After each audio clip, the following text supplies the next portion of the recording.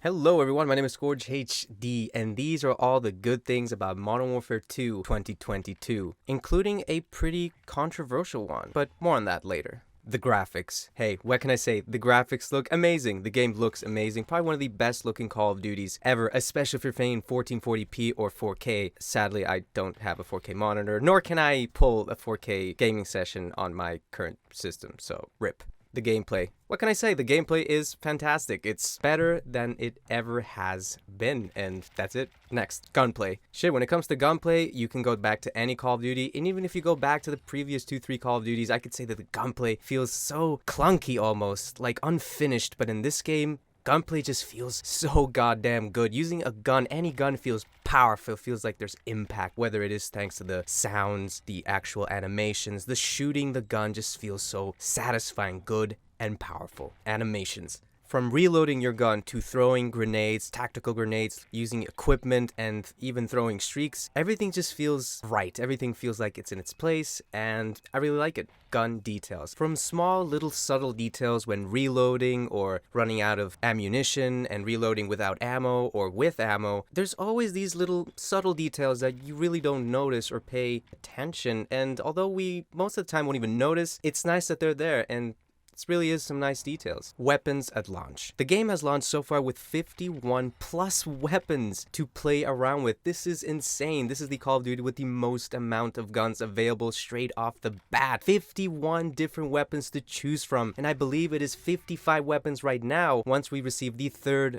fourth final weapon in Season 1, which should be arriving in about probably a month. That's 55 weapons in total, and this could easily become the Call of Duty with the most guns once it reaches its 2-year life cycle. And if the next Call of Duties join into the Warzone, then we could be expecting Warzone to have about 200, 300 plus guns in a couple of years, which honestly is really cool to see. Game mode variation. There are so many different game modes to choose from, which is just really nice. We see all the classic game modes we've seen throughout all of these years of Call of Duty, all the way from free-for-all, team deathmatch, domination, kill confirmed, capture the flag, to a couple of new ones like knockout, prison rescue, third-person mosh pit. I was actually going to make a separate point for this, but man, third person is nice. We haven't seen a third-person mode since the original Modern Warfare 2 2009. It's really nice to see it here, and it plays really well. And if you haven't tried it, you really should. It's a pretty fun game mode. The camo grind. I personally love the new camo grinding system. They took a system that worked but has been used for so many years, and thankfully they changed it up. They mixed it up a bit and it really works. Now no longer will you have to fucking do tedious 160 crouched kills, 100 plus mounting kills, and this and that for every single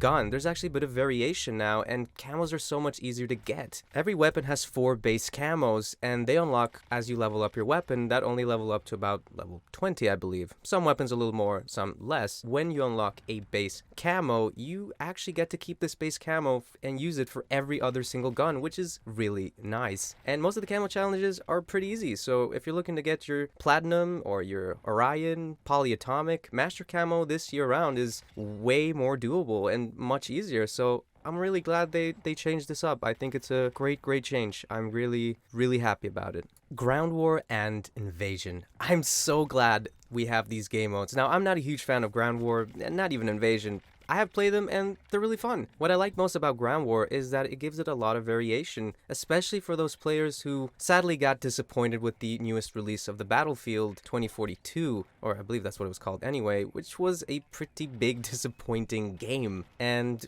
well, there's a place for you. If you like Battlefield, you're probably gonna like Ground War. There's a lot to do there, and I mean, you probably will enjoy this game mode if you're a Battlefield fan, but just have that Battlefield itch that you just can't scratch on your own game. So here we are, the Call of Duty community with open arms. Come and join us and play some Ground War. And if you want an even easier time, play some Invasion, a basic giant team TDM with a couple of bots thrown in with up to 5 pretty damn big maps, and they all play really well. So it's good to see. Attachment variation. There are so many different attachments to choose from that can really impact the way your gun looks and functions. Once you unlock certain attachments, on a weapon, you can actually use those attachments in so many other different guns. No more having to rank up your gun to receive the same exact foregrip or stock. Now, once you unlock it, you can use it straight away in the next weapon as long as you unlock that weapon attached slot, and that's really nice to see. Now, this next one might be a little controversial, but it is the maps. I personally really like the maps, and even as someone who mostly only plays free-for-all, I find myself really enjoying most of these maps, other than one pretty bad map I don't enjoy, which is of course the Santa Senga border crossing map. But other than that map, I'd say all the other maps actually play really well, they look great, and they're just overall pretty good maps. It is hard to come up with extremely good maps when you have to release multiple maps every single year and try to make each one as unique as possible while still being a good map. It's just hard, so I give them credit. The maps are not too bad, and I know this is very controversial because a lot of people dislike these maps, but in my opinion, I think they're pretty good. The Battle Pass system. Infinity Ward took an already super popular functional system and reinvented, or maybe not reinvented, but redefined the way we see the Battle Pass. We've seen the Battle Pass ever since Fortnite, just spreading all over every single PvP game. Any game that's free to play and it's PvP, mobile games, every game has a Battle Pass and it's always the same thing in every game. This time around, Infinity Ward changed that up, and it's actually an amazing change. Not only did they take a system that already worked, but they made it even better. You'd think you couldn't get it any better, but it did. I really love the new system.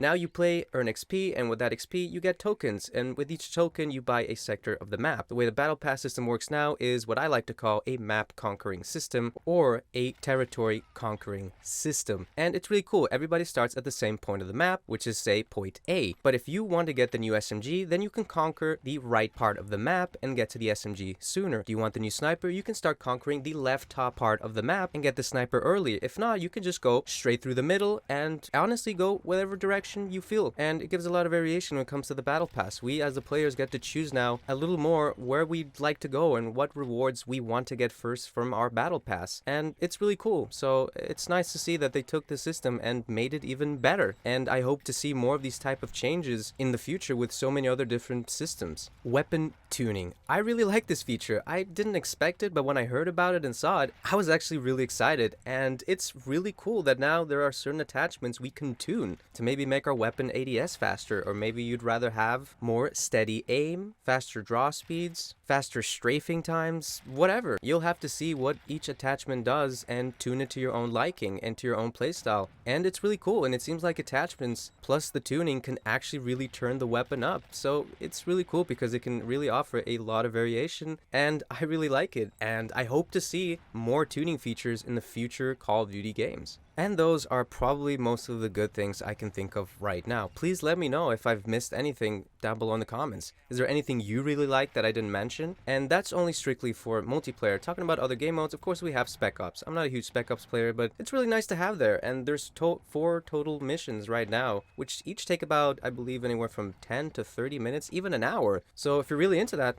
those are there, and it's great. The campaign is also fantastic. I haven't played a Call of Duty campaign in a lot of years, but I got it a week early, so decided to play it, and I was not disappointed. I thought the campaign was very entertaining, and the cutscenes, the real-life cutscenes, or whatever you want to call them, actual cutscenes, looked amazing. I have never seen such amazing looking cutscenes. In fact, the cutscenes are so good, they look like real life. There were certain parts while I was watching the cutscenes, I couldn't tell if I was watching a video game or a real life video. I think anybody who has played the campaign can feel the same way because it just looks amazing. Props to Infinity Ward for working so hard on their campaign. I actually wish it was a little longer and we could have seen a little bit of Ghost, since everybody loves Ghost. Who doesn't love Ghost, right? And that's about it for this video, man. I hope you enjoyed. If you did, make sure to hit that like button. Consider subscribing. It really does help a lot. And yeah, I hope to see you guys in the next video.